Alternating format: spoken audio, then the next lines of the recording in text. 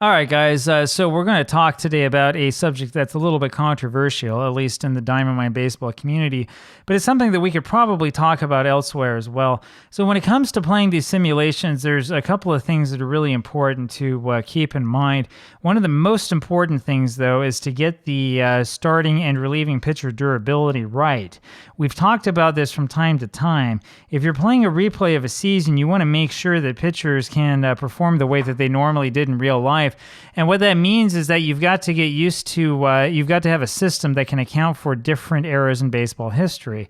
In fact, I believe most people who talk about Diamond Mine Baseball will tell you that the reason why a lot of the dead ball era seasons have not officially been made by the company is because the system doesn't work so well. But let me show you here what it is that I'm talking about. So we go over here into the screen view.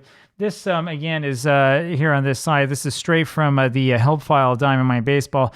My apologies again that this is so small. As I've said before, unfortunately, there's very, very little that we can do about it because, I mean, that's just the way that it is. It's the way that they created it. So you can't make the text any larger because of reasons. Anyway, we'll go ahead and read through this. Durability as a starting pitcher reliever. These ratings, which take values from excellent to poor. Remember, there's always 5 ratings for everything in Diamond Mines. It's not like APBA where you have all sorts of interesting fielding ratings for different fielders at different positions. These ratings are used to determine how quickly a pitcher gets tired. A player who was not used as a starter in real life or who started games strictly in the opener role does not have a start rating. Of course, they have to put the opener in now because it became a thing. I mean, you can like it or not. I don't think it's great managerial ideas. Anyway, if he is used as a starter in Diamond Mine Baseball, he will tire the same way as if he is making a regular relief appearance. In other words, a player with a relief rating of poor will tire more quickly than a player with a relief rating of excellent. So if you start a guy who's not rated to start, he's only a reliever, he will act as if he was a reliever starting the game, which is probably pretty realistic. It's what you see in modern seasons where that actually happens. A player who was not used as a reliever in real life does not have a relief rating. If he is used in relief, he will have above average durability in that role since his arm is accustomed to long outings. Now, right there, I think we could have a big dispute about that. I would argue that pitchers who learn how to and who train to be in relief roles have different types of arm training and might go a little bit more all out when they're out pitching as opposed to a starter who's got to worry a little bit about conserving his arm energy and strength. There are 3 ways to determine how durable the pitcher was. The best way, which can only be used for recent seasons, is to look at the average number of pitches thrown per appearance. These days, only the most durable and effective starting pitchers throw an average of 110 pitches or more. Most are in the 90s. Actually, I don't even think that's true anymore. The second way is to compute the average number of batters faced per start. As you can see from the following table, which shows the average number of batters faced per appearance, pitchers are being used very differently today than they were 100 years ago. Back then, relief pitchers were used only in emergencies. Today, a complete game for a starting pitcher is unusual. Now, we saw just the other day that relief pitchers were not only used in emergencies. Maybe if you went back to 1895, that's the case. But as soon as you get to like 1905, 1906, you do start to see relievers come into games a little bit more frequently. And it's been kind of a gradual drop off in the number of batters faced per start. But, I mean, yeah, you have to realize that, I mean, even in the 1920s, if you're a starter facing 32 batters per start, chances are that you're not finishing 100% of your games because you probably are going to have, on average, more than 32 plate appearances as a team in an individual game. The third way is to look at a pitcher's complete game percentage compared to the norms for his era. So we consider all 3 of these pieces of information, when we have them all, when assigning durability ratings to starting pitchers. But keep in mind that there are some other factors that you may also want to consider. For example, bad pitchers don't last long, but it's not necessarily because they tire out. For a pitcher like this, you may want to assign a better durability rating than would normally be assigned based on batters faced per game. On those rare occasions when he's pitching well, this pitcher might indeed be able to go deep into the late innings or even throw a complete game. That is true, and the bad pitcher syndrome is something that's really hard to figure out. But you do want to make sure that the guy has at least some sort of durability, especially not necessarily for a human manager, but for a computer manager that might be prone to taking a guy out, throwing a shutout in 6 innings because he was taken out frequently in real life. If he's throwing a shutout, I say let him keep going. It follows from the previous point that starter durability rating is most important for good pitchers. It doesn't matter much if a bad pitcher is allowed to stay in your games too long, but if a pitcher was very effective but didn't consistently pitch into the late innings, his starter durability rating is the only thing that will stop him from completing too many games.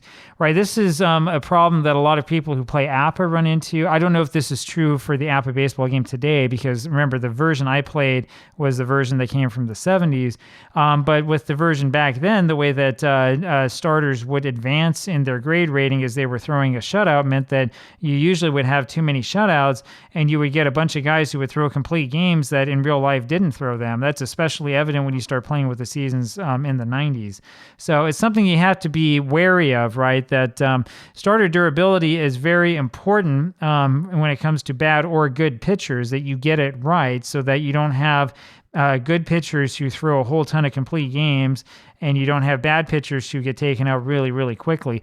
In fact, I would argue that when you're dealing with a baseball simulation or a baseball game that's not really that well thought through, you usually see one of these two problems. You'll usually see either way too many complete games by good pitchers, or you will see the poor pitchers not being able to last long at all. Like they always get knocked out like in the third inning or something like that, right?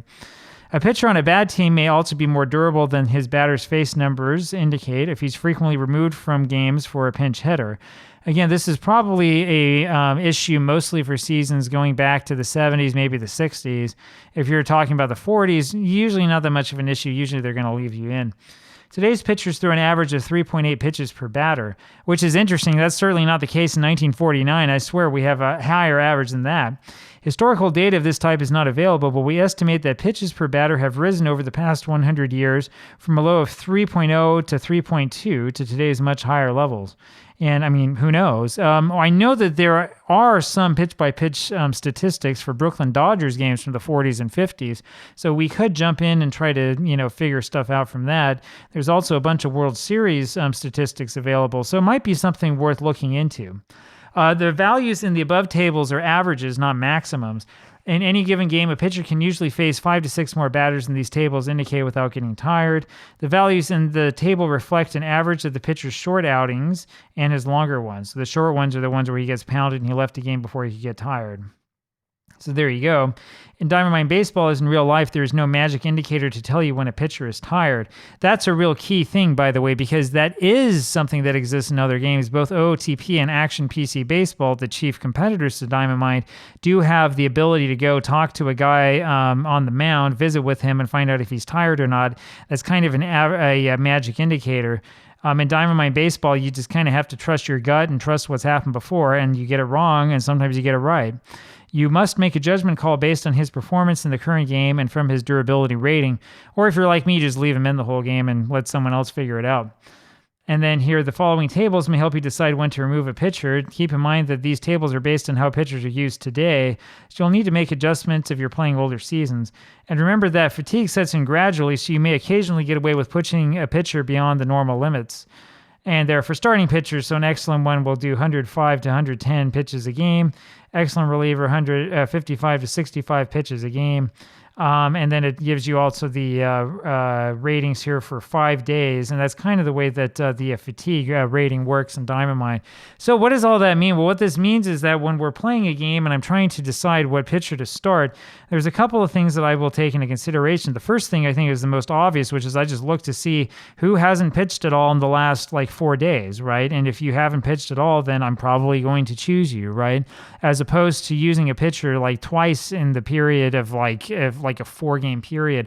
I know that this happens in real life, but in Diamond Mine, I want to do everything I can to give each team the best chance of winning the game, as opposed to doing something to just simply ape what a manager did in real life, right?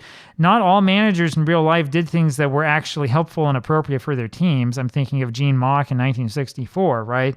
So what we need to do in this game is, given the constraints of the game itself, do what we can do to help the team games out as much as possible. And among other things, that means letting the pitchers have rest, right?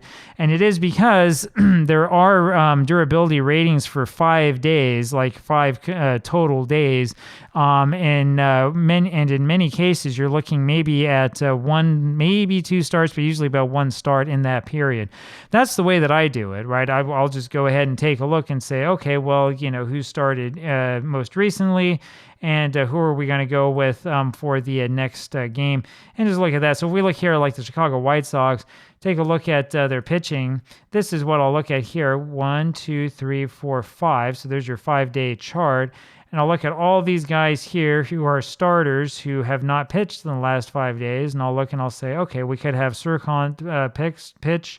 We could have Mickey Hefner pitch. Now, technically speaking, we could have Howie Judson pitch again, but I'm not going to do that. I want him to get a little bit more rest. I don't want to pitch this guy on 2 days rest for no reason, right? So we're going to look at those guys. Here's Bill White. I also probably would consider having him pitch as well if he's available. I don't know if the fact that he's red, if that means that he's available or not. But that's just sort of the way that I would look at this, right? I always look at this and see, okay, who's got a starter durability, and basically who hasn't pitched the last couple of days, who seems to be well rested, and then we'll use that guy.